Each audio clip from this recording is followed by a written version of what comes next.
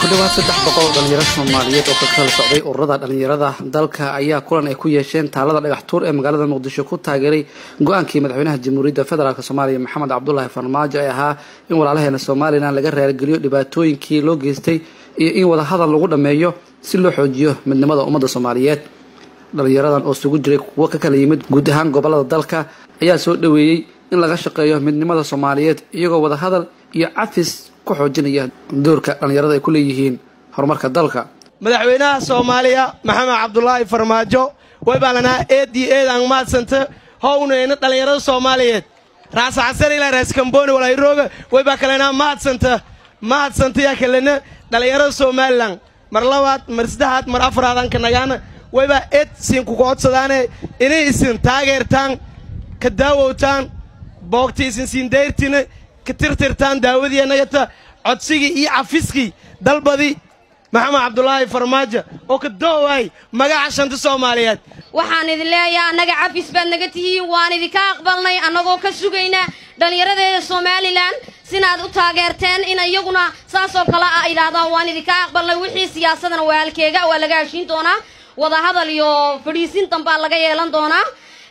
anigoo imika aan mikrofon ku sii dheeraanayn waqtigu igu yar iyo aad baan idin jecelnay anagu nacaybna nuguma jiro Soomaalinimo cid naga jecel ma laha Muqdisho maalintay damqato waanu damqanaa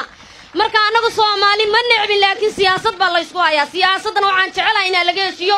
waxaan si gaar ah aan ku buurinayaa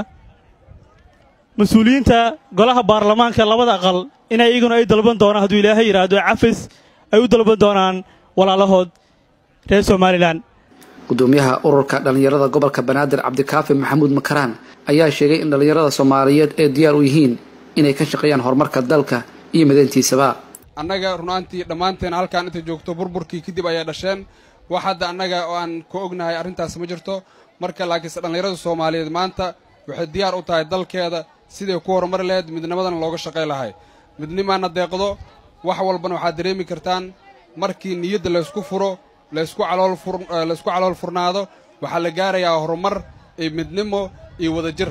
wax walbana waxa rabnaa inaan ku gaarno midnimadeena wadada cusub oo madaxweynaha Jamhuuriyadda Federaalka Soomaaliya runaantii oo noo jeexane in dhalinyarada Soomaaliyeed iyo qof walba Soomaali ah oo damiir Soomaalinimo oo ku jiro inay wadadaas ay maraan. madaxweynaha Jamhuuriyadda Federaalka Soomaaliya Maxamed Cabdullaahi Farmaajo oo soo xiray shirki garsoorka toddobaadkii tagay magaalada Muqdisho ayaa raaligelin iyo cafis ka bixiyay dhibaatooyinkii loo geystay walaalaheena Soomaaliland waxaana intaa ku daray in wada hadal lagu dhameeyo wax walba qoseeyo midnimada ummadda Soomaaliyeed. Cabduqaadir Shacab warbaahinta qaranka Muqdisho.